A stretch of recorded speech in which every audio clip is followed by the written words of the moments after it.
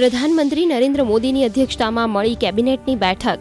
કેબિનેટની પીએમ ધન ધાન્ય કૃષિ યોજના એનટીપીસીને નવીનીકરણીય ઉર્જામાં ₹20,000 કરોડ સુધીના રોકાણ માટેની છૂટ સહિત 3 નિર્ણયો પર મંજૂરીની મહોર.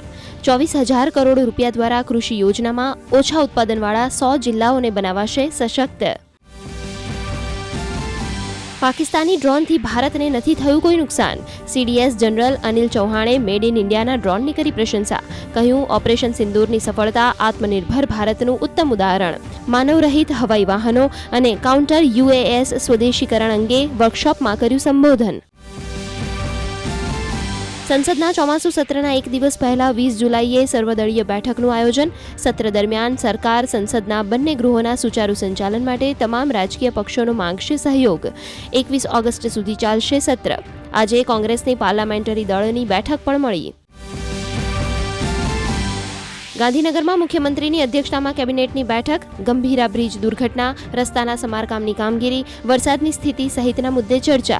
સરકારના આગામી આયોજનો અને નીતિ વિષયક નિર્ણયો અંગે પણ ચર્ચા. રાજ્યના શિક્ષણ વિભાગનો અધ્યાપક સહાયકના હિતમાં મહત્વપૂર્ણ નિર્ણય. 5 વર્ષની ફિક્સ પગાર સેવાઓને કેરિયર એડવાન્સમેન્ટ સ્કીમમાં ગણવાની મંજૂરી. વર્ષ 2005 પછી નિમાયેલા તમામ અધ્યાપક સહાયકોને મળશે લાભ. આદિજાતિ નાગરિકોની તંદુરસ્તી માટે ટ્રાઇબલ જીનોમ સિક્વન્સિંગનો પ્રોજેક્ટ લોન્ચ કરનાર ગુજરાત પ્રથમ રાજ્ય. આદિજાતિ વિકાસ મંત્રી ડોક્ટર કુબેરભાઈ ડિંડોરે જણાવ્યું, 17 જિલ્લાઓમાં આદિજાતિ સમુદાયના 2,000 વ્યક્તિઓનું કરાશે જીનોમ સિક્વન્સિંગ. પ્રોજેક્ટથી સિકલ સેલ એનિમિયા, થેલેસેમિયાના જનીનિક ચિહ્નોની થશે ઓળખ. મુખ્યમંત્રી ભૂપેન્દ્ર પટેલના નિર્દેશનમાં નર્મદા કેનાલ પર સ્થિત 2,110 પુલોનું નિરીક્ષણ અભિયાન. જોખમી જણાઈ આવેલા કુલ 5 પુલ સંપૂર્ણપણે બંધ.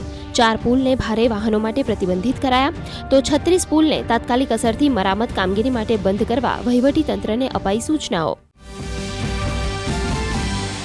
આજે વિશ્વ સર્પ દિવસની ઉજવણી. અમરેલીના દિવ્યાંગ સંજય ચોટલિયાએ સર્પમિત્ર બનીને 21 વર્ષમાં 10,000 સાપ પકડીને તેને છોડ્યા જંગલ વિસ્તારમાં. સાપ પકડવાના બદલામાં નાણાં નહીં, પણ ગરીબ બાળકો માટે લે છે પાઠ્યપુસ્તકની મદદ. ઉત્તર ગુજરાત અને સૌરાષ્ટ્રના કેટલાક જિલ્લાઓમાં આજે ભારે વરસાદની આગાહી. ઉપરવાસમાં વરસાદને કારણે છોટાઉદેપુરની ઓરસંગ નદીમાં આવ્યું પૂર. આવતીકાલથી વરસાદનું જોર ઘટવાની હવામાન વિભાગની આગાહી. શેરબજાર ગ્રીન ઝોનમાં થયા બંધ. Realty, auto, FMCG, IT, PSU bank અને મીડિયા સૂચકાંકોમાં 0.5 થી 1.2% વધારો. રૂપિયો 13 પૈસા ઘટીને 85.94 પ્રતિ ડોલરે થયો બંધ. સોના ચાંદી બજારમાં તેજીનો દોર યથાવત.